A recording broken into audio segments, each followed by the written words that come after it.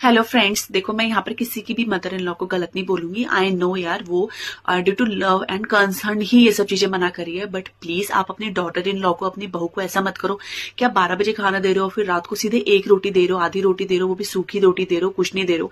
आप सोचो, आपकी डॉटर इन लॉ ने अभी डिलीवरी करी है, हफ्ता पहले, 4 दिन पहले।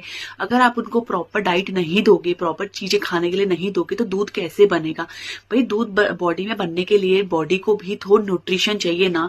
बिना उसके कैसे दूध बनेगा? फिर आप कंप्लेन करोगे कि मेरी बहू को दूध नहीं बनता है, मेरे पोता पोती को दूध पूरा नहीं हो रहा है, इसकी माँ का, इसको दूध नहीं बनता है, हमारा दूध इतना बनता था। तो देखो आप प्लीज, आप कुछ चीजें जो आप अपने टाइम से अवॉइड करते हो, कुछ चीजें जो आपको लगती है कि प्रेगनेंसी में नहीं खानी चाहिए, आप वो चीज अवॉइड कर सकते हो। बट प्लीज मेक श्योर कि जब आप अपनी बहू को खाना दे रहे हो, अपनी डॉटर इन लॉ को खाना दे रहे हो, तो वो प्रॉपर बैलेंस डाइट हो, जिसमें प्रोटीन, विटामिन, मिनरल्स, आपके कार्ब्स वगैरह, गुड फैट्स सब कुछ होने चाहिए।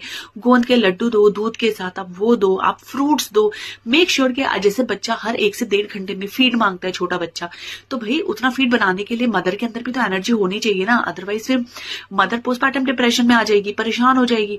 तो वो चीज अवॉइड करने के लिए आप प्लीज ध्यान रखो कि बच्चा हर 1 से 1.5 घंटे 2 घंटे में दूध मांग रहा है, तो दूध बनना भी उतना जरूरी है। तो माँ को एनर्जी भी उतनी जरूरी है, क्योंकि ब्रेस्ट फीडिंग जितना बच्चे के लिए एक्सरसाइज होती है, मदर के लिए भी मेंटली फिजिकली उतना ही एग्जॉस्टिंग होता है, और स्पेशली इनिशियल डेज में, क्योंकि उस समय दूध एक तो थोड़ा कम बनता है, उसको बनने में टाइम लगता है, प्लस आप फीड कराते हो ऑलरेडी। तो अगर आपकी डॉटर इन लॉ के अंदर एनर्जी नहीं होगी, तो बताओ वो कैसे फीड कराएगी आपके पोता पोती को? तो आप अपने, मुझे पता आप अपने पोता पोती से बहुत प्यार करते हो, तो अगर आप प्यार करते हो तो आप उनके प्यार के लिए आप अपनी डॉटर इन लॉ के साथ ऐसा मत करो कि आप 12-1 बजे खाना दे रहे हो, फिर रात को सीधे 8 बजे एक रोटी, आधी रोटी सूखी दे रहे हो।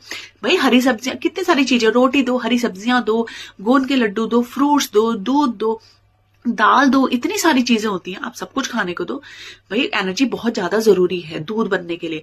और मेक श्योर कि जैसे बच्चा हर फ्रीक्वेंटली दूध मांगता है, फीड मांगता है, आप अपनी डॉटर इन लॉ को भी फ्रीक्वेंटली हर 2-2 घंटे में कुछ ना कुछ थोड़ा थोड़ा खाने को दो।